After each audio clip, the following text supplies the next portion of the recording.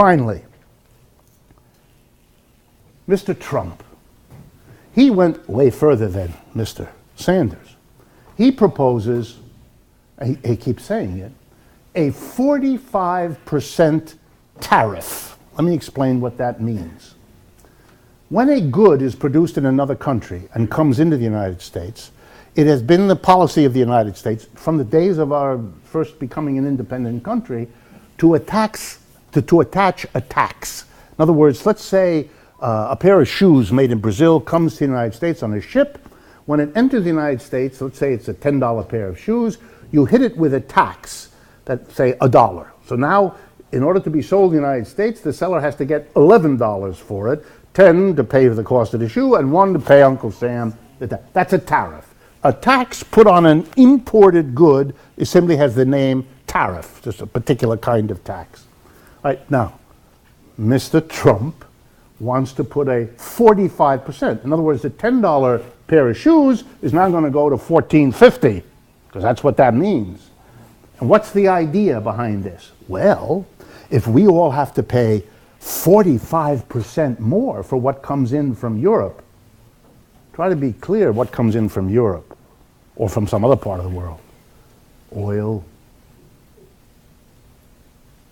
wine, French cheese, all the clothing you're wearing, it's all going to go way up.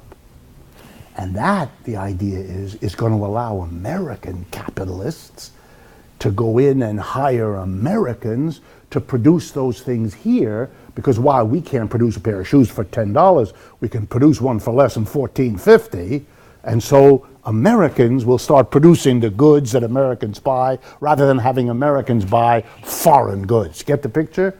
That's a clever plan. That's a brilliant, it is a one little flaw. The other countries in the world are not puppets. What are they going to do? If they can't sell what they've been producing in America, they sure as hell are not going to allow their people to buy American goods. They're going to slap on a tariff against the United States.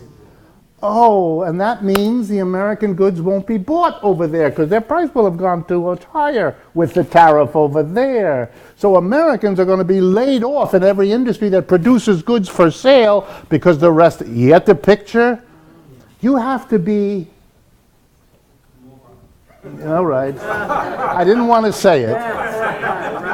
You have to have a very limited grasp of these things to take this seriously. But when people are angry enough and bitter enough, if they think that the world is falling apart and Mr. Trump is going to somehow help them, and they think he's a better shot, however long shot he is, than Mrs. Clinton is, and Lord knows one can imagine such a thought, then they'll vote him. And then he's going to what? Do it? What he said he would do? Well, let's see. He has an enemy this year that no Republican president that I can remember has had.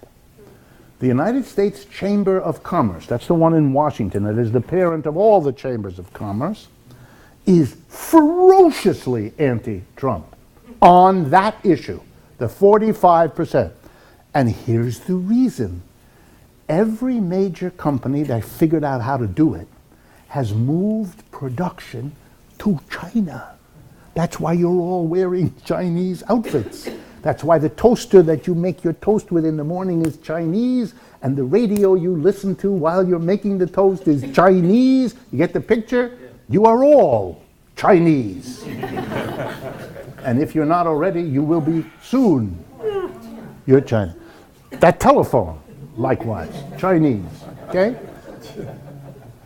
Those companies made enormous investments to locate production there.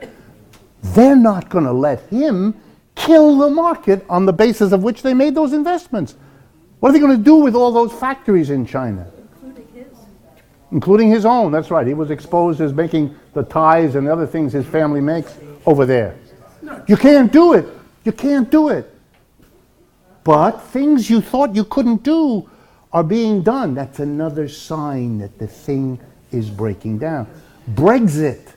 Every leader